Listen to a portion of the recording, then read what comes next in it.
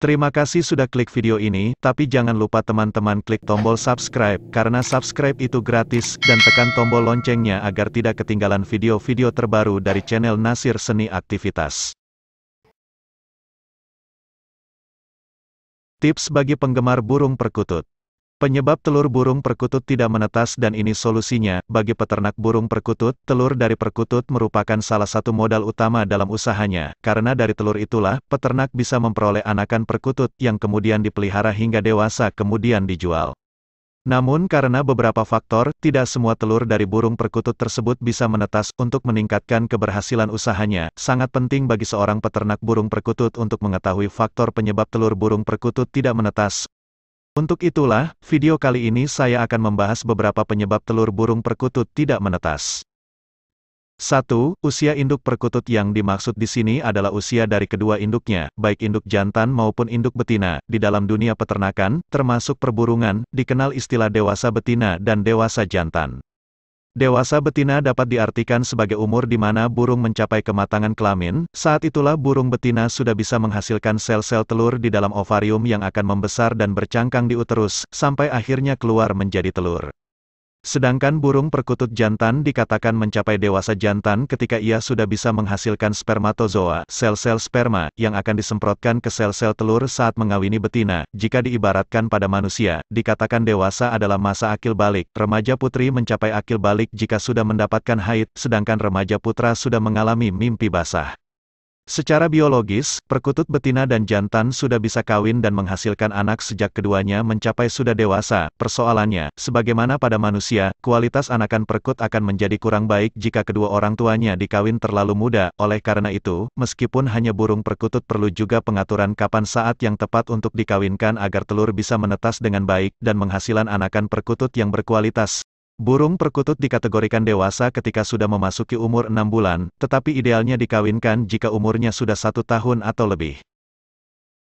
Jika dikawinkan terlalu muda, potensi kegagalan penetasan telur menjadi besar, terutama karena telur yang dihasilkan dari organ reproduksi belum matang secara sempurna. Di masa peralihan dari remaja ke dewasa, perkutut jantan maupun betina juga terlihat lebih agresif, yang bisa membahayakan keamanan dan keselamatan telur-telur yang diraminya, bahkan terkadang telur dicocor atau dimakan sendiri oleh induknya.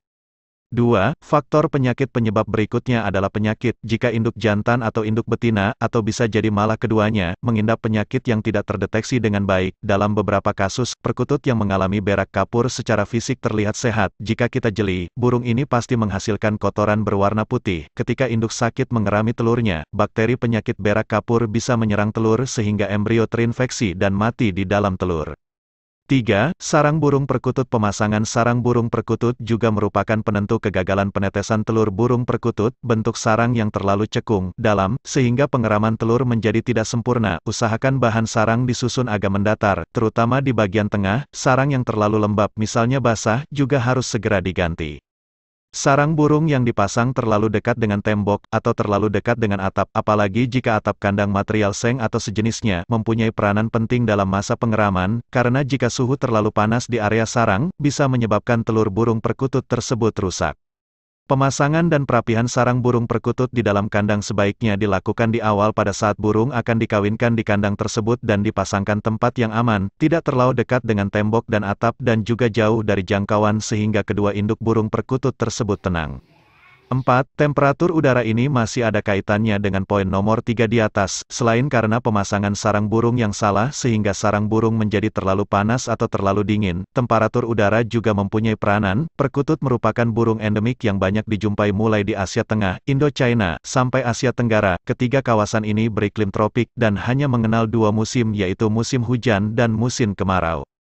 Pada musim hujan, temperatur udara lebih dingin daripada musim kemarau. Berdasarkan pengalaman para peternak lain, pada musim hujan, telur lebih sulit menetas daripada di musim kemarau. Fakta ini juga terjadi pada derkuku, burung yang masih memiliki hubungan kekerabatan dengan perkutut. 5. Mempunyai hubungan sedarah yang terlalu dekat. Dalam teori genetika, perkawinan antara dua individu yang masih sedarah sangat tak dianjurkan, karena keduanya memiliki hubungan sedarah. Dampak yang bisa terjadi antara lain embrio atau calon anak yang ada di dalam telur cenderung lemah, bahkan sering mati terlebih dulu sebelum telur menetas. Hanya saja, persoalan ini kerap menjadi perdebatan di kalangan penangkar perkutut. Pasalnya, beberapa penangkar justru menganggap perkawinan sedarah bisa menghasilkan anakan berkualitas. Beberapa penangkar perkutut di Thailand pun sudah mempraktikkan hal ini. 6. Faktor interfil yang dimaksud telur infertil adalah telur yang keluar dari kloaka induk betina, tetapi tidak dibuahi oleh sel sperma induk jantan. Misalnya induk jantan mengawini induk betina pukul 8, dan ini merupakan perkawinan pertama pasangan tersebut. 1 jam kemudian, induk betina bertelur. Telur yang dihasilkan ini jelas tidak dibuahi sel sperma, karena sel telur sudah terbentuk 24-25 jam sebelumnya. Perlu diketahui, perkutut betina yang tidak dikawini pejantan pun tetap bisa bertelur, sepanjang pakan yang dikonsumsinya bergizi. Untuk menghindari hal ini, sebaiknya kita perlu mengontrol kondisi telur saat pengeraman memasuki hari kelima hingga ketujuh. Caranya, saat induk mencari makan, ambil telur-telur yang sudah dirami dan periksa dengan bantuan kotak peneropongan telur, box chandling, atau bisa juga menggunakan senter. Amati bagian dalam dari telur. Jika terlihat ada noktah berwarna merah, atau agak kehitaman, berarti di dalam telur terdapat embrio. Jika di dalam telur terlihat bening, berarti tidak ada embrio di dalamnya alias telur infertil.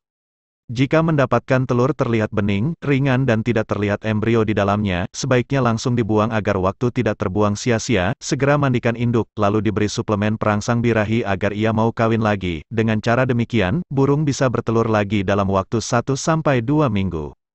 Apabila masa pengeraman sudah berlangsung 15 hari atau lebih, dan telur tidak juga menetas, bisa dipastikan pengeraman gagal. Itu berarti ada waktu yang terbuang sia-sia, karena menunggu tanpa hasil. Itulah beberapa penyebab telur burung perkutut tidak menetas dan juga solusinya, di mana hal ini sering saya alami ketika di awal-awal memulai hobi penangkaran burung perkutut. Alhamdulillah dengan cara-cara di atas saat ini sudah jarang sekali terjadi telur tidak menetas. Selamat mencoba dan semoga bisa bermanfaat.